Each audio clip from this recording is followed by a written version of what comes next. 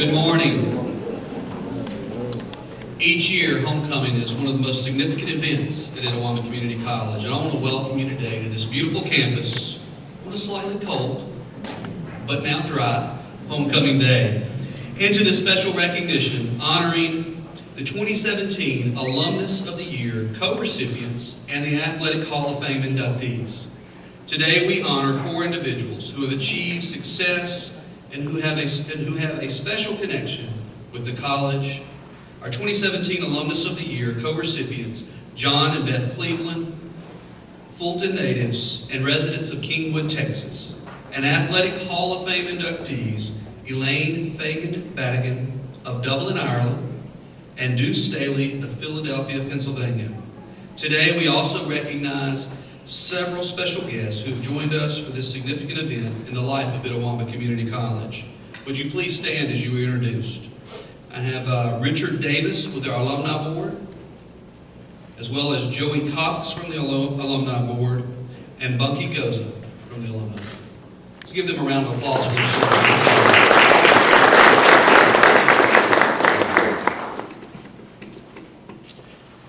It is the responsibility of the Alumni Association's Board of Directors to select the Alumnus of the Year and the Athletic Hall of Fame honorees from among the nominations which are solicited from all alumni of Itawamba Junior College, Itawamba Community College, as well as current members of ICC's faculty and staff.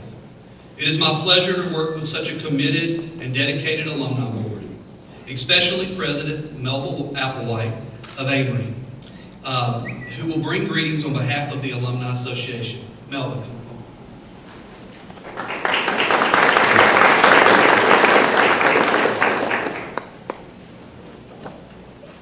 Good morning. Good morning. And on behalf of the Alumni Association, welcome to Homecoming 2017. It is my privilege to share in this special ceremony and celebration, and we appreciate your presence today. We also appreciate your continuing connection with Itawamba Community College. It is a place which provided an exceptional start for us as well as a lifetime of memories, and is now enabling our children and our grandchildren to live above the line.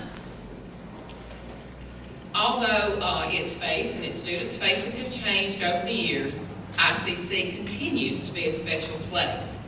Our Alumni Association has made some excellent choices this year, and congratulations to each of you. I encourage everyone, please be a part of the Alumni Association if you are not already, and it is my pleasure now to present Dr. Jan Reed Bunch, who will recognize my co-recipients of the Alumnus of the Year.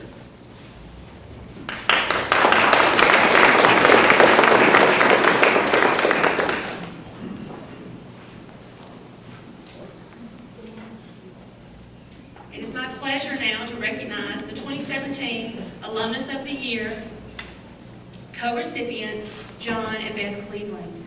John attended Itawamba Junior College, where he was a member of the Indian basketball team.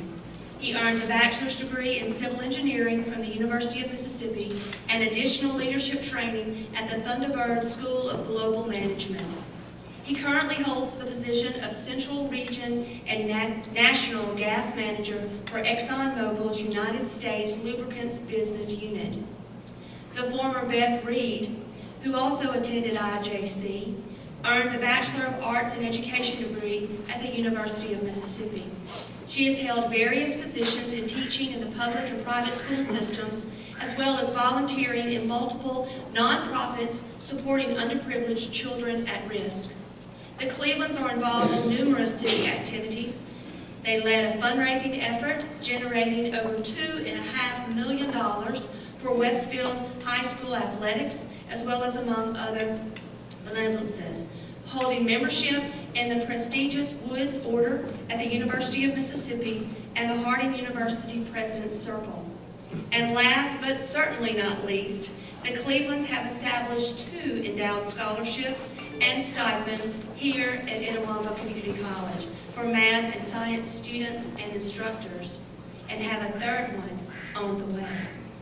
They attend Kingwood Church of Christ. John and Beth have 3 daughters, Megan, Courtney, and Kelly Reed. At this time, I'll ask you to join us on the TV as Bill Miles will share his thoughts about our honorees, and then we will have an opportunity to watch the Clevelands reminisce about their time at IJC. Enjoy. First of all, John and Beth are related to me, are related to my late wife. She and Beth are sisters. Of course, John, I've known them most of their life. Beth was the youngest in the family, of course, and so I've known them from a family connection as well as watched them as they progressed through their professional career through the years and everything. So I have been able to observe their accomplishment, saw where they started from, what the hard work and dedication and being focused on a goal, how they've been able to be very successful. Well, I think this speaks well of both of their background. They understood what it was to start from very not any silver spoon in their mouth, let's say, and to make the best of the opportunities they had. Of course, this started in the early years and then continued through Etowamba and on as they went to senior college, and then, of course, the career that John has had with Exxon. But paying it forward, it does not surprise me that they would want to do this. John and Beth have, not only do they have a fine family of their own with 3 daughters and everything, but they know what it is to help somebody get an edge. And by doing what they've done, taking advantage of the opportunities they've had in collaboration with Exxon, of course, they've been able to make a meaningful contribution to the program here at Alumnus, which will benefit students into the future. And I think they're good examples of what a community college is meant to be. And to take advantage of the opportunities from an education, academic point of view, then to build on that with a senior college, and then be ready to go into a career where they could make an impact in their corporate life. Well, of course, I cannot speak for them. I know they're proud to have it. And as I understand, they're the first husband and wife team to get it. And I think this is very unique that they would. Yes, as a matter of fact, a quarter century ago, I saw in the paper the other day, as a flashback, that I received this award. And it meant a great deal to me.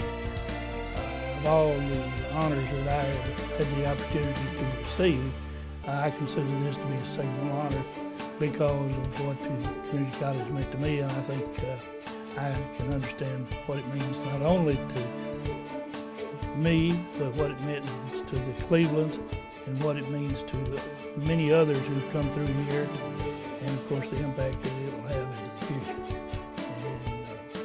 And this is a way to recognize people. Some of us maybe might not fully deserve the attention we got, but I think we're all proud to say that we have the title of being Alumnus of the Year at some time in our career. All right. Now, this is the opportunity where we will do the open floor to address John and Beth. Congratulations. Well, certainly I want to extend my best wishes for this particular day and the occasion for John and Beth. They're certainly deserving. I suspect that Etowamba will continue to benefit not only from what's already been established, but for things that might be put in place in the future. And I know they would want folks who see this or who are aware of this to say, hey, I'd like to be a part of this in the future myself.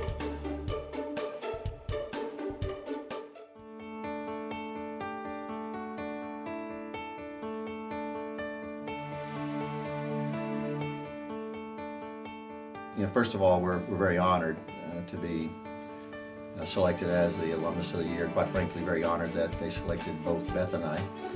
Together, we've been in our relationship for many, many years and all the things that we do. Our family taught us hard work and helping others, and never forget those whom you help. So we're happy to be part of this great college, and we're very honored and humbled. Well, I think that when you've been given much, you need to give back. And so I feel like we never can give enough. And I always feel like you gain a whole lot more. You're blessed much more by giving than keeping it or receiving. So I always feel like I always find much more joy in being able to give and help others. So that's what I'm most proud of, is that we've been able to do so.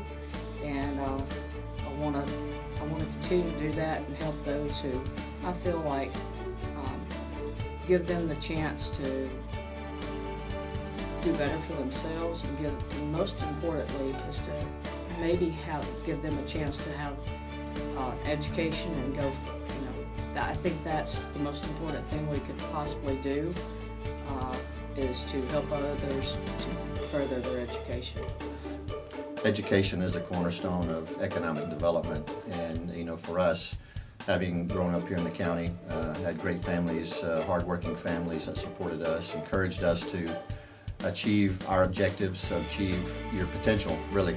And I think by going to high school here and then coming to ICC really gave us an opportunity and a foundation to continue to matriculate. And that learning, I think, has helped us as we've kind of gone through life, because it's certainly given us a chance to learn how to study, learn how to compete. I played on the Indian basketball team here. Certainly I wasn't as skilled as many others, but I had to learn how to compete athletically and also in the classroom as well. And I think that's helped me all through life, and certainly for my children as well, who've learned that too. I think when I think about ICC, I think about home. We grew up with ICC a part of our home, and I remember as a young child, my parents brought me to the football games. They played on Saturday afternoons then, and we went to all the basketball games. And so when I think about ICC, I think about that was just part of my upbringing. That was just part of being a part of the community. And so that's what I think about, probably more than going to college here. I think about maybe when I was even younger, of ICC being a part of Fulton and growing up here and my parents taking me to all the sporting events. I would add one more item to that. We've lived across the United States and looked at many community college systems in the states in which that we live, and this state has second to none. And ICC is probably one of the best that we have certainly seen. I know it's the best here in the state, and then of all that we've seen in Virginia, Texas, New Jersey, Tennessee, other places. It is a high caliber college, and I think you come for the first couple of years to really get that foundation, and it provides the ability to succeed beyond. So we think that it's probably one of the best in the nation, and hopefully it ranks up there when the statistics come out. That's a question that goes all the way back to probably when we were very young, with our parents and our families here. Have always been ingrained in the community in which that we've lived, whether it be in Fairview where I grew up, or whether it be in Fulton or Beth and surrounding areas. Our parents and grandparents were all from farming communities, and you help people. And we're always taught that if you need help, someone will help you. If others need help, you go help them. There wasn't really a question of should I do it, it's just what you do. And that's something that we've learned through the years, that that's your duty. Just recently, as we live in Houston, Texas, and specifically our neighborhood of Kingwood, we had a lot of flooding. We were very fortunate that our home did not flood, but we had many neighbors who did. So you feel a little bit of guilt that it happened to them, and I'm part of them. Therefore, I have to go and help them. And we spent a week, working in that. But again, that comes from our upbringing of this is who we are and what we do. I just think that we're taught that in the Bible. I think we are taught to help others, and that's what's expected of us. And I'm just so thankful that we get to do that, because growing up, never had the thought that, you know, we would be able to have enough money to even give somebody money, because growing up, you know, you just lived. It's not that you did without, but it wasn't as though you grew up with a lot of extra. And so the thought that you would be able to have anything extra to give away other than food or, you know, just help, I just feel so thankful that we've been blessed that way, and I'm just so happy to be able to give it away. I think that's just what you should do.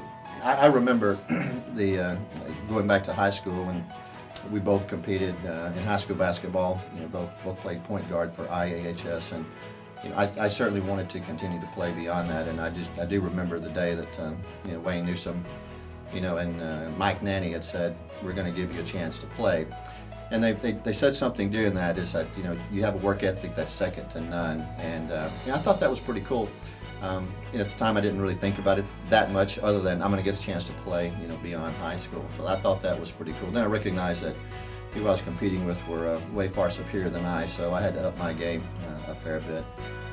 So that was an early memory. I think studying, we talk about this a lot. Jamie McDonald, a good friend of ours here from Fulton, we all studied together many late nights to the point where you know, I'm sure we probably gained nothing from those late nights, but that was a pretty cool, you know, experience to have, because we really learned friendship, relationship, and really how to compete in the classroom, really what it took, you know, to succeed in the academic realm. So that was a pretty neat experience. You might have that chemistry laboratory. One of the funniest things that ever occurred was we were in Mr. Parham's chemistry lab, me and a guy named Terry Dillard, who grew up in Saltillo. And he and I were working, and we sort of were not paying as close of attention as we should have been. And instead of pouring the acid into the water, we poured water into the acid, and it came out and it went all over my jeans that I had on and some of his clothes, and it started eating my jeans right there. Yeah. And so we kept those jeans.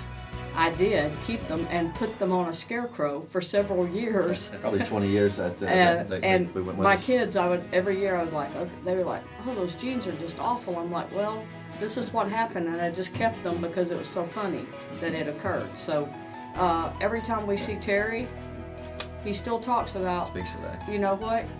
We almost got killed in that lab. So that's really lifelong friend. Made right. lifelong friendship. So that's really the funniest thing that occurred. Yeah, two other quick items. One's H.D. McGee, who's the mayor here of Fulton, and he helped a lot of people. He certainly helped me. He gave me a job at the Fulton Telephone Company while I was going to school, and I showed up one Saturday morning to work. And he looked over at me and said, "Hey, the announcer for the ICC game, at the time it was IJC, the IJC game is sick, can't announce today, so instead of going out on the truck, you're going to announce a football game." And I'm looking like, "Are you sure you got the right person?" And he said, "Yeah, go home, put on your clothes." I had my work boots on. "Go home, put on your clothes, meet me back at the stadium." So I got the opportunity to announce an ICC football game at a relatively young age. I'm sure I was pretty horrible, but later on in life I ended up in Virginia being the announcer for our lacrosse and field hockey and football there. So you never know what opportunities might come your way. It did teach me one thing, and that is to always be prepared. As you know, as an Eagle Scout, I always thought that, but I wasn't always prepared, I'm sure. But now I even teach my workforce that have your elevator speech ready. You never know when you're going to be able to deliver it. And the fondest memory for us is Beth and I were engaged while we were attending here at ICC. So that was probably a good 33 years ago. We've been married 32, so that's probably the happiest memory I should say on camera. Yeah, this again is we're very humbled and honored by being presented the award. We certainly never expected it. As we've kind of rolled through life, we've been coming back to Fulton here, visiting with friends and visiting with people here at the college. Became close friends with several. Bill Miles, a family member, Joey Cox, Patty, Deborah Tierce, my Uncle Winkle, many people who've been connected to the college. As we spoke to them about an opportunity to give back, and they were all very helpful. David Cole, I think in the early days, Mike Eaton, so forth. They all were very encouraging, and there's always an opportunity to participate and be involved with the college. And we appreciate that. We appreciate the opportunity to really reinforce education.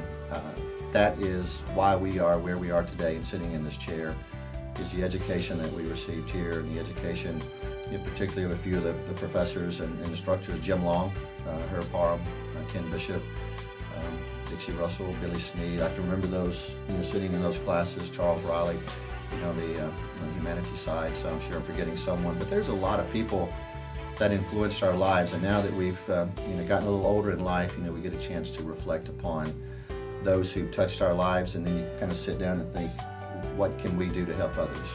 Whether that's financial or whether it's penning a letter, making a phone call. Today, in this day and age, we text with a lot of people just to give encouragement of those who are kind of working through, and those who receive scholarships here that might have our name on it. We just hope that it inspires them in some way, because particularly here and also at Ole Miss, people gave to us, and they never really know what that meant. But we've taken the time to go back and thank all of them, and then by also maybe helping others, hopefully it will spur a generation, to give back in some way, your talents, your time, your energy, finances, whatever it might be. Make the community better. I just would like to say thank you to our families. If it wasn't for them, we wouldn't be where we are today with encouragement. And our parents are deceased, and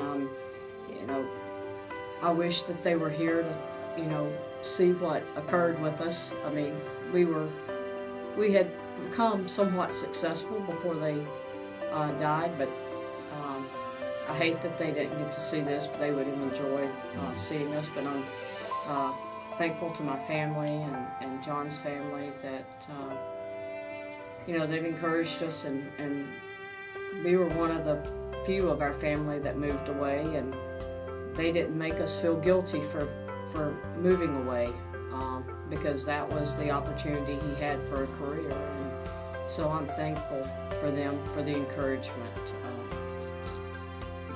Yeah, I think many of those will be in attendance with us, today, and it's a good way to say thank you to them, because without them, certainly, we would not have had opportunity even to attend college here, or even further at Ole Miss.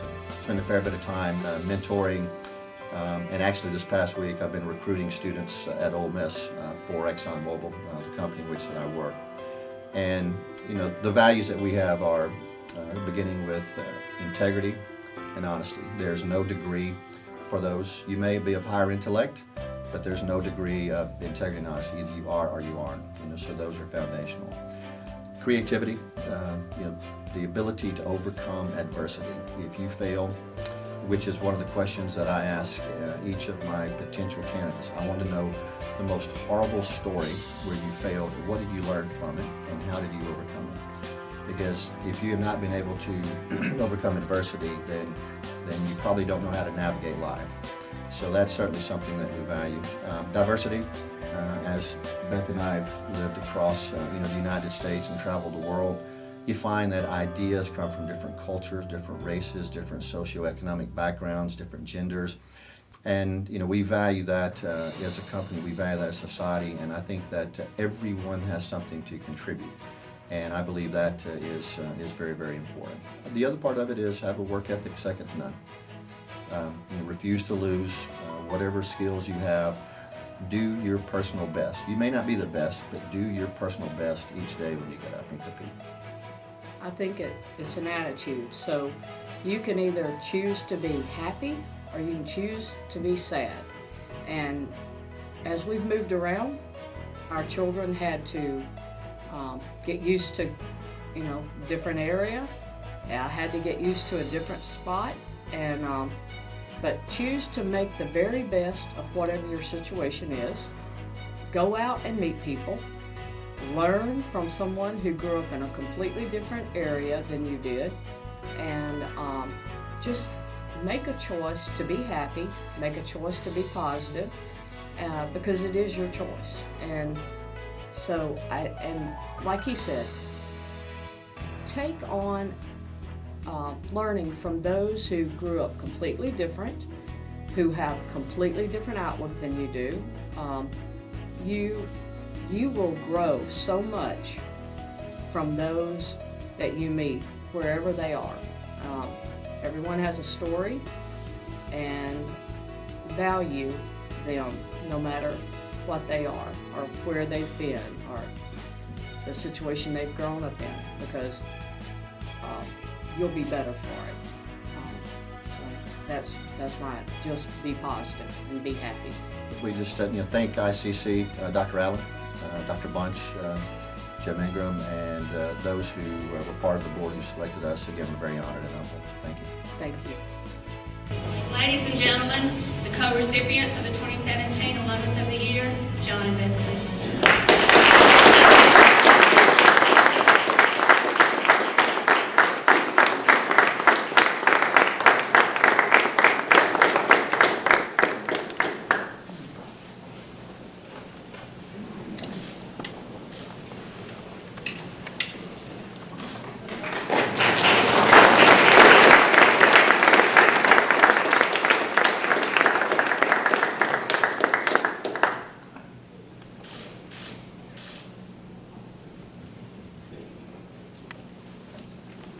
I now present Carrie Ball-Williamson, our athletic director, who will bring greetings from the athletic department.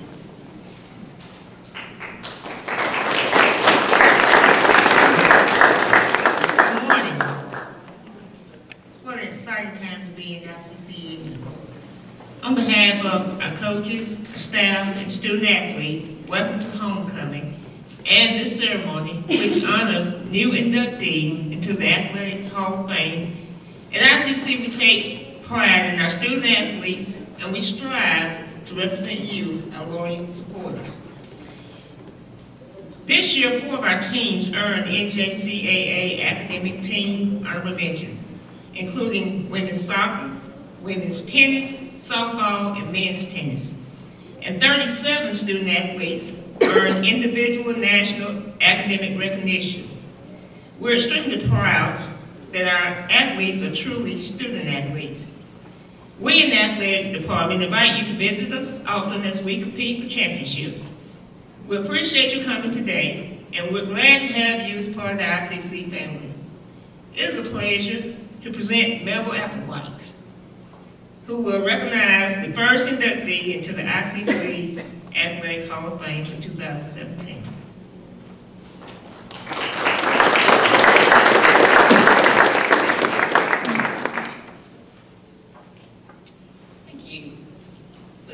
Get on these so I can actually really see all these stats that I'm about to tell you about.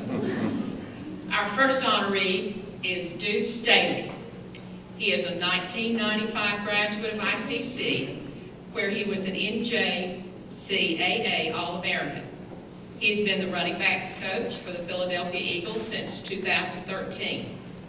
Prior to coaching, he served as the Eagles Special Teams Quality Control Coach, assisting with both special teams as the team's rushing corps.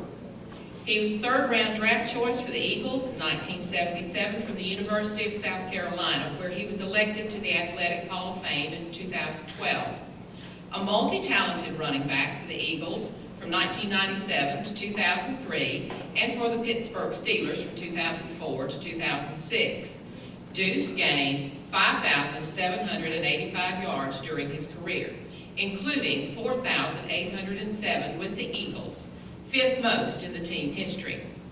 He was voted by his teammates as the Eagles' offensive MVP 3 times and earned a Super Bowl championship with the Steelers in 2005. At this time, we'll hear from Greg McKissick, member of the ICC Board of Trustees, about our first 2017 Athletic Hall of Fame inductee, Duce Staley. When Duce came in, actually we were at the end of my my freshman year. We had players at ICC like Joe Horn and Tim Bowens and Norman Hand and a lot of NFL talent guys, and Duce comes in my sophomore year, and from the time he got on campus, he was one of those guys you could tell that he was an NFL talent. We didn't know it at the time what we were looking at, but it was truly amazing what he was as an athlete.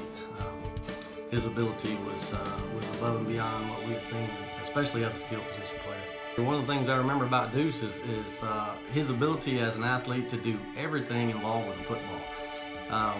I think if Duce had come to ICC as a quarterback, I might have had a job there. He was just really good at the game and was a student of the game. And of course, we had a lot of memories together. Anytime you go to battle that many times with somebody, you have a lot of memories of it. And a great story that I remember about Duce, and a lot of my teammates will certainly remember this event. When you get to the college, when you get to ICC or any college for that matter, you have some time where everybody's trying to figure out who's good and who can play and who's the big guy on campus and things like that. We had a middle linebacker by the name of Marcus Gary. Duce and Marcus were like mirror images of each other. Marcus being a linebacker and Duce a running back, and those guys were still filling it out to try to figure out who the big man was, and they often we got tied up one day, and Duce grabs Marcus by the face mask, yanked his face mask off his helmet. And at that time, everybody, offense, defense, coaches, everybody just froze and just went silent, and nobody knew what to do. But at that time, we were like, holy cow, this guy's strong. Certainly, we already knew he was a tremendous athlete, but that stood out to me as something that we realized he was a strong player at that point. One of the things I remember about him also, when he came to us, still developing physically as a player, and he came to us, we were on the double wing his freshman year, and he was a slot back guy. You know, we got him the ball some that way, and during the time there, by his second year there, it was very clear that he was a talented player, and he became a featured back in our offense. And I saw him play an entire football career at ICC, I guess 2 years at ICC, and I never saw a defensive player get a solid lick on him. That was one of the things that stood out to me, is you run the ball that many times in junior college, you think these guys are going to start trying to tee off on me eventually, and I never saw anybody get a solid lick on Duce. And I think it was that way a lot of times in the NFL, you know, playing against world-class athletes, and he was certainly a fantastic running back. During my time as coach, and I had an opportunity to play with him during his freshman year, which would have been my sophomore year, coached him the following year. And again, his ability to learn, be a student of the game, he was like a sponge. He was soaking up football information, and he was able to use that information later in life, and it certainly served him well. I think Duce, represented the student athlete better than anybody that I've been around at the time. He was a student of the game, but he took his education seriously. He was actually one of the guys who would, come to his class, go to classes, and go to study hall. And when he gets to the football field, he was all business there. And I think that he carried that with him in life, helped him develop to the next level. And that's a lot of times what it's about, is developing to the next level, and what he was able to accomplish as a player and now as a coach. Certainly has been really impressive. To see how far he's been able to come. Congratulations, Duce. We're certainly proud of you. It was a great honor playing with you and coaching you. You're a well-deserving person for this honor. ICC is proud of you and your accomplishments.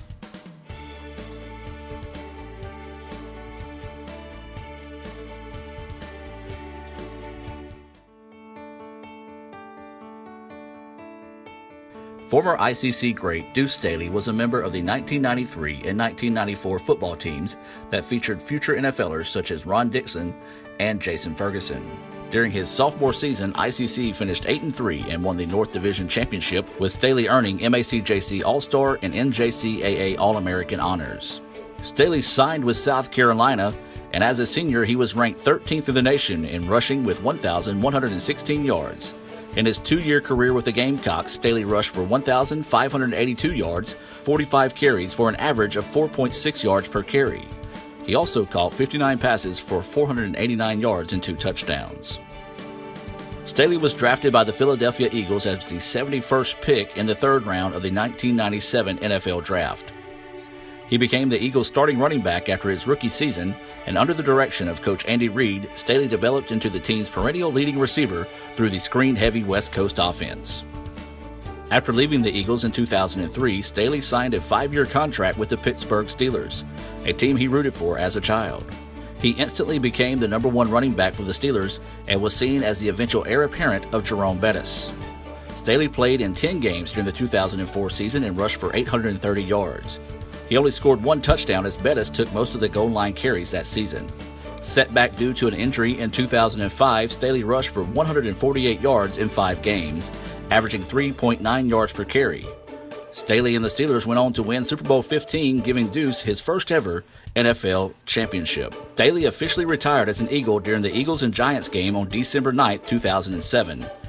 At halftime, Staley was escorted onto the field by former teammates for his retirement celebration, featuring a brief ceremony with 2 highlight videos to commemorate his number 22 jersey being retired. Duce amassed 5,785 yards, 24 touchdowns, and averaged 4 yards a carry while hauling in 287 catches for 2,587 yards and 10 touchdowns in his 10-year career. He is widely considered one of the most popular and toughest players ever to suit up for the Eagles. He's ranked 6th in the Eagles' record book in total yards from scrimmage and 16th in receptions. He was voted by his teammates as the Eagles' offensive MVP in 1998, 99, and 2002. His performance against the Dallas Cowboys in 2000, infamously known as the Pickle Juice game, is considered to be one of the top 5 all-time greatest single-game performances in the history of the Eagles franchise. It was a game where his yards from scrimmage were the only numbers bigger than the triple-digit temperatures as he rushed for 201 yards on 26 carries, just missing the Eagles' single-game rushing record by 4 yards.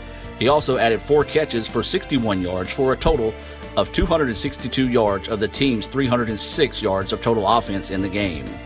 During his playing days, Duce was very active in the community as he worked with the Special Olympics, First Step early childhood educational programs. He also launched the Catch-22 Foundation that was created to help assist single mothers. In 2003, he also traveled to the Middle East as part of the USO to greet U.S. troops stationed abroad. In 2010, Staley became a coaching intern for the Eagles during the off-season. In February of 2011, he was promoted to the Special Teams Quality Control Coach. When Chip Kelly took over for the Eagles, Duce was promoted to the team's running back coach. After Kelly was fired in 2015, Staley was interviewed for the vacant head coaching job in 2016. The Eagles ultimately hired Doug Peterson, and Duce retained his position as the team's running back coach. This season marks Staley's 6th as a running back coach for the Eagles. In his first season, he was part of an offense that helped set the franchise record in points, total yards, touchdowns, passing yards, and fewest turnovers. He would go on to break his own records in points, touchdowns, and passing yards during the 2014 season. Duce and the Eagles are currently in San Francisco as Philadelphia looks to improve to 7-1 on the season with a win over the 49ers on Sunday. Ladies and gentlemen, your 2017 ICC Athletic Hall of Fame inductee, Duce Staley.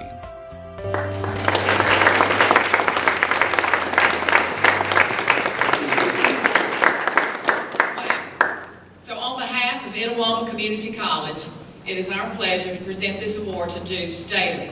And since the Eagles are playing in California tomorrow, Duce could not be with us, understandably. So Dr. Allen will accept in his place.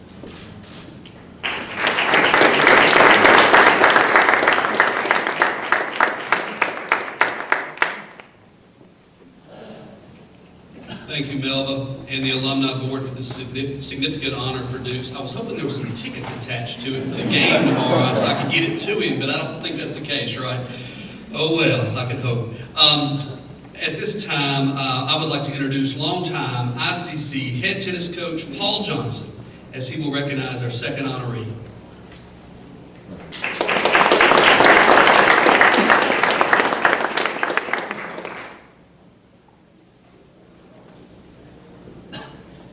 It's my privilege to introduce to you Elaine Fagan, native of Dublin, Ireland. She attended Itawamba Community College on a tennis scholarship 2000 and 2001. During her time, and under the leadership of late Hall of Fame coach Linda Barlow, ICC won back-to-back state and Region 23 championships. Elaine led the way by winning both #1 singles and #1 doubles titles both years. At the 2000 National Tournament in Tucson, Arizona, she was named Rookie of the Year by the International Tennis Association. She finished that year 5th in the nation in ladies singles. Lady Indians also finished 12th in the nation that year. In 2001, at the NJCA National Tournament, she received, she finished the semifinals in both singles and doubles with her partner, Christy Andrews, who is here also. This marked the first time in the history of ICC that some tennis players reached the semifinals of the national tournament. Elaine finished that year ranked #3 in the singles, and along with Christy, ranking #3 in the doubles. In 2001, Elaine signed a scholarship to play at Mississippi State University. And this happens, it's a small world, because our coach, Michael Metz, at ICC, coached her at Mississippi State. Michael's here, isn't he? Yeah, there he is, Michael. She was on the scholar athlete honor roll both years at the state, 2002 and 2003, and graduated from Mississippi State in 2004. I'd just like to add, and she did all this with an infectious smile and attitude that touched everybody that knew her here. This time we'd like to watch a video, and then Dr. Allen will be presenting the board. From the minute I met Elaine at Coach Partlow's house, we instantly became friends, better yet sisters. Most weekends, if we weren't playing tennis or didn't have something going on, then she would come with me to my parents' house. They definitely treated her like she was part of the family. Better yet, I think they probably liked her more because she wouldn't talk back to them. Elaine had several first experiences when she came over to the state. One of those where we happened to be out on the Tombigbee River in Fulton one day and we were riding jet skis. And I convinced her to hop on the back of one with me, and we then proceeded to do a 360 and throw her off. So needless to say, she vowed to never get back on a jet ski with me again, and she didn't. There's so many stories I could tell about me and Elaine and our friendship over the past almost 18 years, but I definitely don't want to get either one of us in trouble. Elaine is one of the most genuine and kind persons that I've ever met and has a laugh that is so contagious. She doesn't meet a stranger, and even all of our tennis opponents ended up loving her. I'm thankful for ICC and the fact that that is how our paths crossed, and we will forever be tied. I've been lucky enough to travel across the pond to Ireland 4 times and to stay with Elaine and her family, with the most recent being her wedding last year. Elaine, I'm so incredibly proud of you for receiving this amazing honor that you certainly deserve. I love you, sis.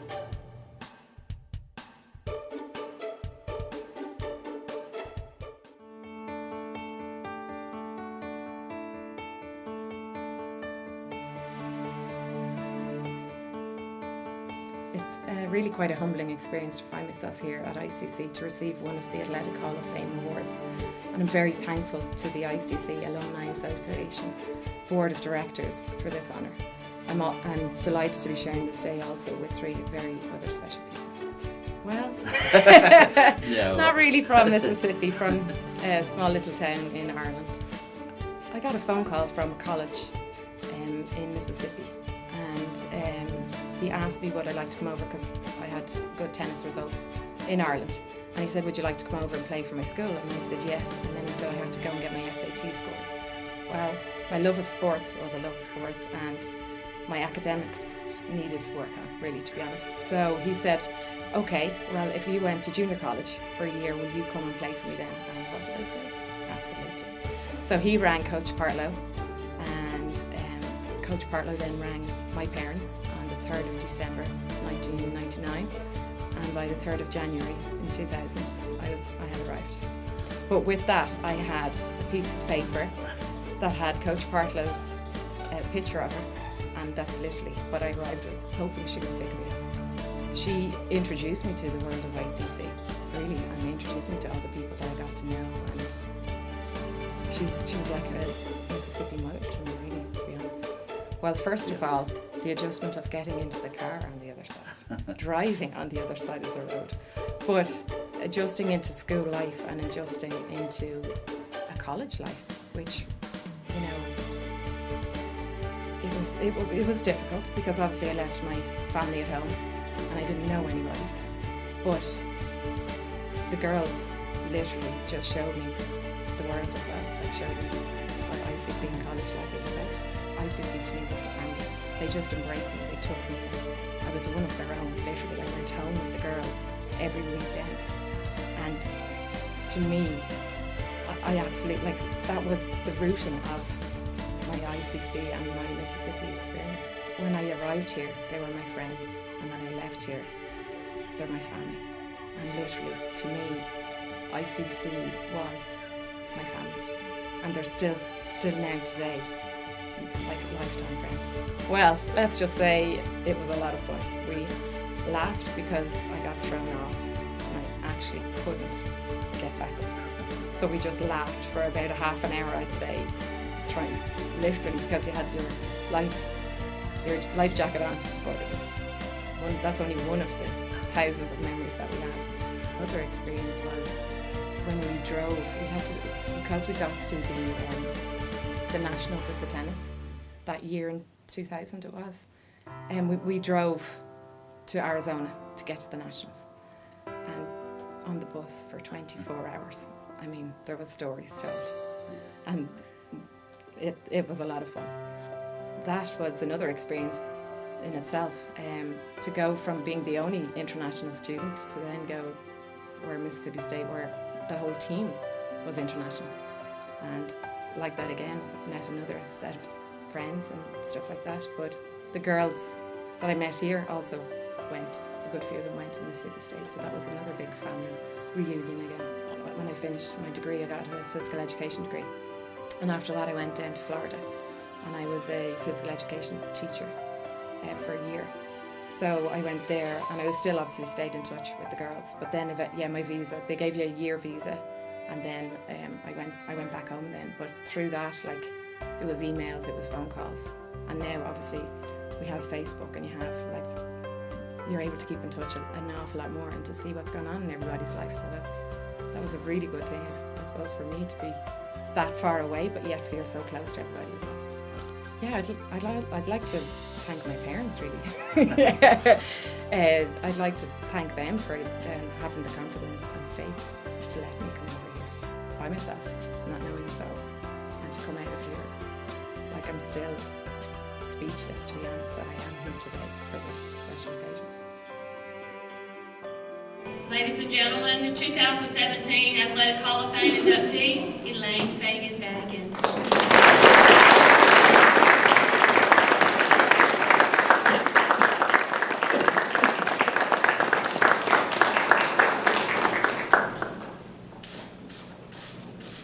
She came all the way from Ireland, as well as her parents. Give her another round of applause.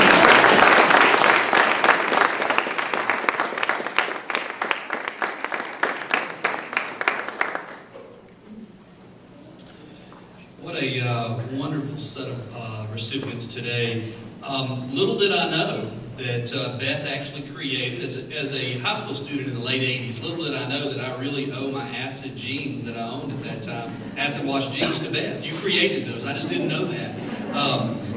It's neat to think that this college continues to welcome students from all across our region, the United States, and ultimately across the world. But really neat to think that we also send them out, and we have them making impacts in Texas and the world, Ireland, and then Duce is making impacts on players in Philadelphia, as well as touching all parts of this country. It's neat to think about that and the impact that we continue to have. Again, congratulations to our honorees and appreciation of their service and contributions to the college. John and Beth Cleveland, Elaine Fagan Battigan, and Duce Staley are now lifetime members of the Indian Club and the Itawamba Community College Alumni Association. We appreciate your attendance today. We look forward to recognizing our honorees at halftime of the game. But now, please join us for a lunch, a special red hot and blue cookout on the concourse just upstairs, which may be reached by the elevator or the stairs on either side. There are designated tables for the honorees to enjoy food and fellowship with us. We look forward to visiting with you, and we hope we'll see you at the game as well. Just dress warm. Thank y'all so much. Have a great day.